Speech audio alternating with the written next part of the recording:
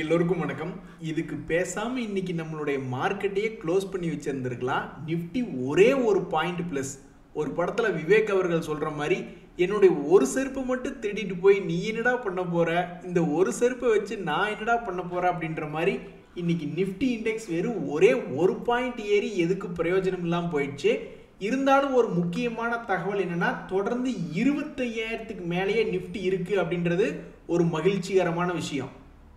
அதே மாதிரி இன்னைக்கு ஸ்டாக் மார்க்கெட்லேயே மிகப்பெரிய ஒரு ஃபோக்கஸில் இருக்கக்கூடிய பங்கு எது அப்படின்னு கேட்டால் இந்த டாடா இன்வெஸ்ட்மெண்ட் கார்பரேஷன் தான். என்ன காரணம்னா, இன்னைக்கு காலையில் அது நெகட்டிவ்ல இருந்த கம்பெனி நெகட்டிவ்ல இருந்துட்டு க்ளோசிங்கில் +6% க்ளோஸ் ஆகுறான்னா சாதாரணமான விஷயமே இல்லை. ஸோ டாட்டாவினுடைய பல கம்பெனிகள் சமீபத்தில் தொடர்ந்து ஏறிட்டே இருக்கான். இந்த டாடா மோட்டர் ஒன்று தான் பெருசாக ஏற மாட்டேங்குது. ஸோ கடந்த 6 மாசத்துல இந்த பங்கு டாடா இன்வெஸ்ட்மெண்ட் அப்படின்ற பங்கு 5,000 ரேஞ்சில் இருந்து இப்ப 7,000 என்பது வந்துள்ளது. நண்பர்களே, ஒரு மிகப்பெரிய ஒரு சம்பவம். அதாவது சமீபத்தில் IPL கப் அடிச்சவங்க தான் இந்த RCB டீம். இந்த RCB டீம் முதல்ல விஜய் மல்லையா வச்சிருந்தார். அதுக்கப்புறம் இந்த RCB யாருடைய முக்கியமான கண்ட்ரோலுக்கு போச்சுன்னா டியாகோ அப்படின்றவங்களுக்கு போச்சு.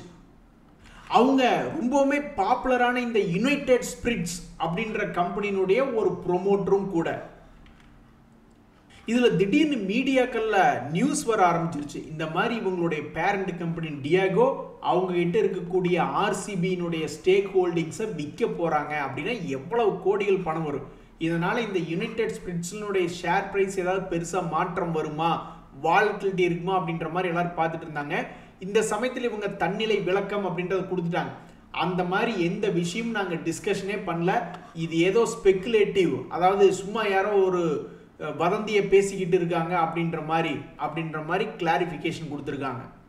இதனால என்ன ஆயிருக்குன்னா, இந்த யுனைடெட் ஸ்பிரிட்ஸ் ஆல்மோஸ்ட் 1300 இருந்து 1600 வரைக்கும் வந்திருக்கான். இந்த இடத்துல ஏதாவது ஒரு மிகப்பெரிய ஒரு வாலட்டிலிட்டி வருமா அப்படின்ற மாதிரி எதிர்பார்த்துருந்தாங்க. பட் தற்போதைக்கு தன்னிலை விளக்கம் அப்படின்றது கொடுத்துருக்கிறதுனால மறுபடியும் எப்படி ஒரு மாசம் தூங்கினானோ மறுபடியும் இன்னொரு மாசம் தூங்குவானா, அல்லது இந்த தகவலை வச்சுக்கிட்டே ஏதாவது பெரிய வாலட்டிலிட்டி காமிப்பானா அப்படின்றது எல்லாரும் பார்த்துட்டு இருக்காங்க. இந்த ஒரு வருஷத்துல மட்டும் 2 முறை இந்த இடத்துல வந்துட்டு கீழே இறங்கியிருக்கா.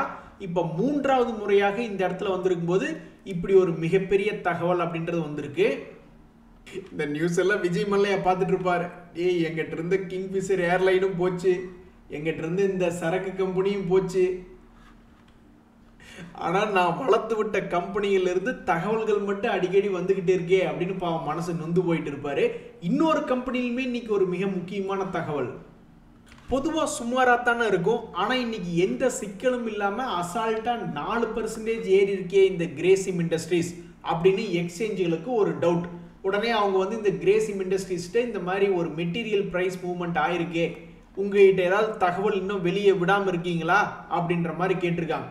பட் உடனே அவங்க என்ன ரிப்ளை பண்ணியிருக்காங்கன்னா, இது கம்ப்ளீட்லி மார்க்கெட் டிரைவன்னா நானும் காசு எடுத்துட்டு வரேன், நீங்களும் காசு எடுத்துட்டு வரீங்க அப்படிங்கும்போது மார்க்கெட்ல ஏதாவது ஒரு தகவலின் அடிப்படையிலையோ அல்லது அவங்களுடைய டிமாண்ட் அண்ட் சப்ளையின் பேர்ல ட்ரேடிங் பண்றதுக்கு பேர் தான் மார்க்கெட் டிரைவன். ஸோ இது கம்ப்ளீட்டா மார்க்கெட்ல வாங்குறவங்களும் விற்கிறவங்களும் சேர்ந்து எங்களுடைய கம்பெனி விலையை அவங்களா பார்த்து ஏற்றி விட்டுருக்காங்களே ஒழிஞ்சு எங்க கிட்ட எந்த விதமான தகவலும் இல்லை சொல்றதுக்கு அப்படின்ற மாதிரி சொல்லியிருக்காங்க. நண்பர்களே, இன்னைக்கு மேல் நோக்கி வந்த பங்குகள்ல இந்த ஜோதி லேப்ஸ் அப்படின்ற பங்கு ஒன்று இன்னைக்கு 2% மேல் நோக்கி ஏறி வந்திருக்கான். காலையில மைனஸ்ல இருந்தவன் க்ளோசிங்ல 2%. ஆனா இந்த பங்கு சமீபத்தில் கீழ் நோக்கி விழுந்த பங்கு. இவனுடைய 52 வீக் லோ அப்படின்ற இடத்துல தான் இந்த பங்கு தற்சமயத்துக்கு ட்ரேட் ஆகிட்டு இருக்கு. அப்படி இருக்கக்கூடிய இந்த நிலைமையில இவனுடைய ரிசல்ட் என்னவாக வந்தது, Q4 ரிசல்ட் என்ன வந்தது, டிவிடெண்ட் கொடுக்கக்கூடிய பங்கானா 1% டிவிடெண்ட் கொடுக்கக்கூடிய பங்கு. அவனுடைய குவார்டர்லி ரிசல்ட்ல கொஞ்சம் சேதாரம் தான். இதுக்கு முன்னாடி 100 கோடி எல்லாம் அசால்ட்டா லாபம் கொடுத்து கொண்டிருந்த பங்கு தற்சமயத்துக்கு இப்படி வீழ்ச்சிகள் வர்ற மாதிரி 100 கோடி 102 105 87 76ன்னு அவங்களுடைய லாபம் என்பது வீழ்ச்சியா கொடுத்துட்டாங்க. பாவம், இதனால இந்த பங்கு ரிசல்ட்டுக்கு அப்புறமே ஒன்றும் பெருசா ஸ்டெடி ஆகல, கீழே தான் விழுந்து கிடக்குறான். அந்த ரிசல்ட்டினுடைய பேட் ரிசல்ட்டினுடைய நியூஸ் எல்லாம் டைஜஸ்ட் பண்றதுக்கு இத்தனை நாள் எடுத்துக்கிட்டான் போல. இனி இதுக்கப்புறம் இவன் என்ன பண்ண போறான், இன்னும் ஒரே ஒரு முறை இந்த இடத்துல வந்ததுன்னா இந்த லெவல்ல லாக் ஆனவங்களுக்கு எல்லாம் கொஞ்சம் மகிழ்ச்சியா இருக்குமேன்னு பார்த்துக்கிட்டு இருக்காங்க. ஸோ தற்போதைக்கு இவனுடைய வாழ்க்கையை ரொம்பவுமே டல்லாக போயிட்டு இருக்கு. இனி சந்தோஷமா ஆனந்தமா மேலே வருவானா அல்லது இன்னும் இதுவே டல்லு இதை விடவும் மோசமான சூழ்நிலைக்கு போவானா அப்படின்றது பொறுத்திருந்து தான் பார்க்கணும். நண்பர்களே, சமீபத்தில் இந்த ட்ரம்ப் அவர்கள் எதுவும் மாற்றி பேசுறதுக்கு முன்னாடி திடீர்னு நம்மளுடைய எலக்ட்ரானிக் செக்டர் அப்படின்ற கம்பெனியெல்லாம் கொஞ்சம் சூடு பிடிச்சது. இந்தியாவுக்கே ரொம்ப பாசிட்டிவ் பாயிண்ட் அப்படின்ற மாதிரி சொல்லிட்டு இருந்தாங்க. அந்த வகையில் இந்த கெய்ன்ஸ் டெக்னாலஜி அப்படின்றது எலக்ட்ரானிக்ஸ் மேனுஃபேக்சரிங் செக்டரில் தான் இருக்குது. அப்படி இருக்கக்கூடிய இந்த பங்கு தற்போது ஒரு நல்ல வளர்ச்சி 4000 6500 50% மேலே ஏறின பங்கு சமீபத்தில் 1 month லோ அப்படின்னு வந்து விழுந்திருக்கு. இந்த பங்கு ஏதாவது ஒரு 50 days மூவிங் ஆவரேஜ் கிட்டேயோ அல்லது 2 days மூவிங் ஆவரேஜ் கிட்டேயோ டச் பண்ணதுக்கப்புறம் ஏதாவது ஒரு வயலண்டான மூவ் நடக்குமா? அது கீழே போனாலும் சரி அல்லது தன்னுடைய 52 week ஹையை தொட்டாலும் சரி அல்லது 52 week லோ தொட்டாலும் சரி, எந்த பக்கம் போனாலும் ஒரு 50% பக்கம் மூவ் ஆக வேண்டியது இருக்கே, செய்வானா அப்படின்ற மாதிரி நிறைய பேர் பார்த்துட்டு இருக்காங்க. நண்பர்களே, இந்த பிஜி எலக்ட்ரோபிளாஸ்ட் அப்படின்ற பங்கு இவனுமே எந்த செக்டர் அப்படின்னு பார்த்தீங்கன்னா எலக்ட்ரானிக்ஸ் மேனுஃபேக்சரிங் செக்டர் தான். வாங்க நம்ம 2 பேரும் சேர்ந்து கும்பா பாடும் அப்படின்ற மாதிரி தற்போதைக்கு ட்ரேடர்களுக்கு கொஞ்சம் தீமை அப்படின்ற மாதிரி தான் இருக்கு. அதாவது நன்மை என்பது இல்லை. இந்த பங்குமே தற்போதைய ஒரு 2 months லோ பக்கத்தில் தான் ட்ரேட் ஆகிட்டு இருக்கான். கரெக்டாக 2 days மூவிங் ஆவரேஜ் கிட்ட இருக்கான். ஏதாவது இங்கே சப்போர்ட் எடுப்பானா அல்லது இன்னும் கொஞ்சம் கீழே போவானா என்ன அப்படின்றதே புரியாமல் இருக்கு. எல்லாம் எங்கள் குரு ட்ரம்ப் அவர்களுடைய கையில் இருக்கு. செமிகண்டக்டருடைய வாழ்க்கையை தூக்கி விடுவாரா இல்லை அமுத்தி விடுவாரா அப்படின்றது எல்லாமே அவருடைய கையில தான் இருக்கு அப்படின்ற மாதிரி இந்த எலக்ட்ரோ பிளாஸ்ட் ட்ரேட் ஆகி கொண்டிருக்கிறது. இந்த சமயத்தில் ஸ்மார்ட் மணி கான்செப்ட்ல இருக்கிறவங்க கிட்டத்தட்ட ஒரு 8 மாதமாகவே இந்த இடத்த நிறுத்தி வச்சிருக்கான். ஒருவேளை இங்கிருந்து இப்படியே ஒரு எஸ்ஐபி கான்செப்ட்ல டெய்லி கொஞ்சம் கொஞ்சமா கீழே இறங்கிட்டு மறுபடியும் இங்கே வருவானா அல்லது இங்கிருந்தே மேலே போவானா, என்ன நடக்கும் அப்படின்றது புரியாம பார்த்துக்கிட்டு இருக்காங்க. பட் தற்போதைக்கு ஒரு வெடிச்சு சிதறக்கூடிய அந்த 2 days மூவிங் ஆவரேஜ் அப்படின்றது இருக்கு. ஆண்டவா எங்களை மேலே பார்த்து காப்பாற்றி விடு அப்படின்ற மாதிரி தான் பல பேர் வேண்டிக்கிட்டு இருக்காங்க. நண்பர்களே, இந்த குஜராத் ஃப்ளோரோ கெமிக்கல்ஸ் எவ்வளவு டிவிடெண்ட் கொடுக்குறாங்கன்னு நினைக்கிறீங்க? ரொம்ப கம்மியாக 0.08% தான் டிவிடெண்ட் கொடுத்துக்கிட்டு இருக்காங்க. இந்த சமயத்தில் இந்த பங்கினுடைய விலை என்பது அவனும் வந்து ஒரு 1 month low to 2 month low அப்படின்ற மாதிரி போயிருக்கான். நீ பழையபடி ஒரு 4000 வந்தீங்கன்னா கூட எங்களுக்கு ரொம்ப மகிழ்ச்சியா இருக்குமே அப்படின்ற மாதிரி பார்த்துட்டு இருக்காங்க. ஸோ இந்த பங்குல என்ன ஒரு தகவல் அப்படின்னு பார்த்தீங்கன்னா தற்போதைக்கு ஒரு 1 month லோ அப்படின்ற மாதிரி வந்து ட்ரேட் ஆகிட்டு இருக்கு. இனி அடுத்தது இவனுடைய மூவ் எந்த பக்கம் போகும் அப்படின்னு தெரியல. என்ன தியாகு, இன்னைக்கு சரக்கு வாடை ரொம்ப ஓவரா இருக்கு, மழை வேற வந்துகிட்டு இருக்கு அப்படின்னு கேள்வி கேட்குற மாதிரி மறுபடியும் ஒரு யுனைடெட் ப்ரூவரிஸ் அப்படின்ற பங்கு, இந்த பங்கு சமீபத்தில் என்ன பண்ணியிருக்காங்கன்னா 0.48% இவனுடைய டிவிடெண்ட் ஈல்டும் இருந்து கொண்டு இருக்கக்கூடிய இந்த நேரத்தில் இந்த யுனைடெட் ப்ரூவரிஸ் அப்படின்றது இதுக்கு முன்னாடி இதே மாதிரி ஒரு 2 days மூவிங் ஆவரேஜ் கிட்ட சப்போர்ட் எடுத்து ஒரு மாதிரி மேல் நோக்கி போயிருந்தான். இப்போ மறுபடியும் 2 days மூவிங் ஆவரேஜுக்கு ஒரு 7 நாளைக்கு முன்னாடி கீழே வந்து விழுந்தவன் அந்த 2000 ரூபாயிலிருந்து இப்போ ஒரு 100 ரூபாய் பக்கம் ஏறி 2067 அப்படின்னு ட்ரேட் ஆகிட்டு இருக்கு. ஸோ தற்போது இந்த பங்குல என்ன தகவல்னா 2 days மூவிங் ஆவரேஜுக்கு மேலே ட்ரேட் ஆகிட்டு இருக்கு. நீ அன்னைக்கே கும்பா பாடுன அறிகுறி காமிச்சியப்பா அப்படின்ற மாதிரி இந்த இமாமி லிமிடெட் அப்படின்றது சமீபத்தினுடைய குவார்ட்டர்ல திடீர்னு மிகவும் குறைவாக எப்பவும் ஒரு 200 கோடி பக்கம் லாபம் பண்ணி கொண்டு இருக்கக்கூடிய கம்பெனி திடீர்னு வெறும் 162 கோடி தான் லாபம், சேல்ஸுமே கொஞ்சம் குறைஞ்சிருக்கு அப்படின்ற மாதிரி ரிப்போர்ட் கொடுத்துருந்தாங்க. இந்த இமாமி லிமிடெட் உங்களுக்கு தெரியும் இல்லைங்களா, பல ப்ராடக்ட்டுகளை போரோ பிளஸ் அப்படின்ற ஒரு ஸ்கின் கேரு, நவரத்னா தண்டா கூல்னு விளம்பரப்படுத்திக்கிட்டு இருப்பாங்களே அந்த மாதிரியான டெர்மி கூல் இது போன்ற ப்ராடக்ட்களை செய்யக்கூடிய நிறுவனம் இந்த முறை அவங்களுடைய சேல்ஸ் என்பது குறைஞ்சு அதே மாதிரி அவங்களுடைய லாபம் என்பதும் குறைஞ்சதுனால இந்த பங்கு தற்போதைக்கு 200 days மூவிங் ஆவரேஜுக்கு கீழே தான் இருக்கு. ஒண்ணுமே புரியாதபடிக்கு இருக்கு.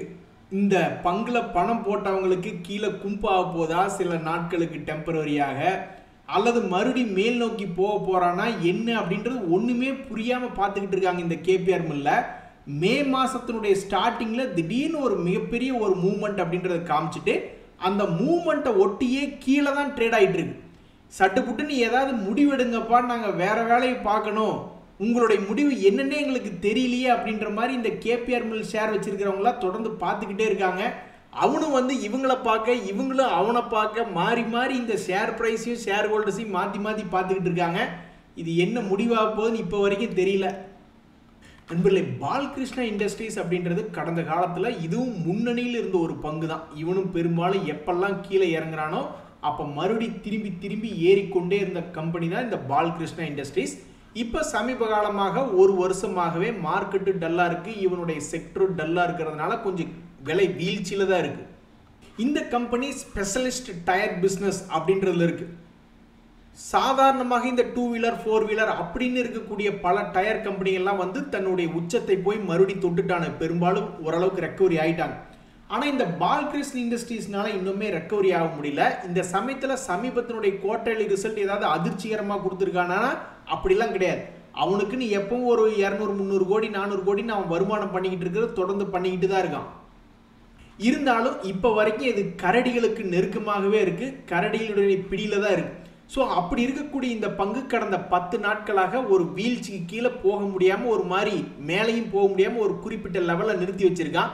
இதை சாதகமாக்கி கொண்டு மார்க்கெட்டில் இந்த காளைகள் இந்த பங்கை தூக்கி மறுபடியும் ஒரு 2800 கொண்டு வந்து விடுமா, அல்லது மறுபடியும் கீழே ஸ்மார்ட் மணி கான்செப்டில் நிறைய பேர் 2200 வந்தால் நல்லா இருக்குமே அப்படின்னு உட்காந்துட்டு இருப்பாங்க. அவங்களுக்கு சாதகமாக நடக்குதா அப்படின்றத பொறுத்திருந்து தான் பார்க்கணும். பட் இப்போதைக்கு இந்த பங்கு ஆல்மோஸ்ட் ஒரு 1 மந்த் லோ பக்கத்தில் ட்ரேட் ஆகி கொண்டிருக்கிறது. எஃப்ஐஎஸ்னுடைய ஹோல்டிங் பர்சன்டேஜ் பொறுத்த வரைக்கும் அவங்க எந்த விதமான மாற்றம் பண்ணிக்கல. சரி, எதா இருந்தாலும் அப்புறம் பார்த்துக்கலான்னு ஆல்மோஸ்ட் ஒரு வருஷமாக கம்முன்னு தான் வந்துட்டு இருக்காங்க. இந்த சூழ்நிலையில் இந்த பங்கு 52 வீக் ஹை வந்துட்டா பரவாயில்ல, பட் இப்போதைக்கு 52 வீக் லோவில் இருக்கு. நண்பர்களே, நொந்து போய் இருக்கக்கூடிய இந்த ஏஷியன் பெயிண்ட் ஷேர் வச்சிருக்கிறவங்களுக்கு ஒரு சந்தோஷமான தகவல் என்னன்னா, அவங்களுடைய 20 ரூபாய் டிவிடெண்டுக்கு உண்டான எக்ஸ்டேட் அப்படின்றது இன்னைக்கு நடந்து முடிஞ்சிருக்கு. ஸோ இப்போ அவன் ரொம்பவுமே சோகமாக இருக்காங்க. எல்லாருமே நல்லா சந்தோஷமாக இருக்கக்கூடிய நிலையில் முன்னணி பங்கு ஏஷியன் பெயிண்ட் அவன் இப்படி கீழே விழுந்து கிடக்கிறது ரொம்பவுமே வருத்தமாக தான் இருக்குது.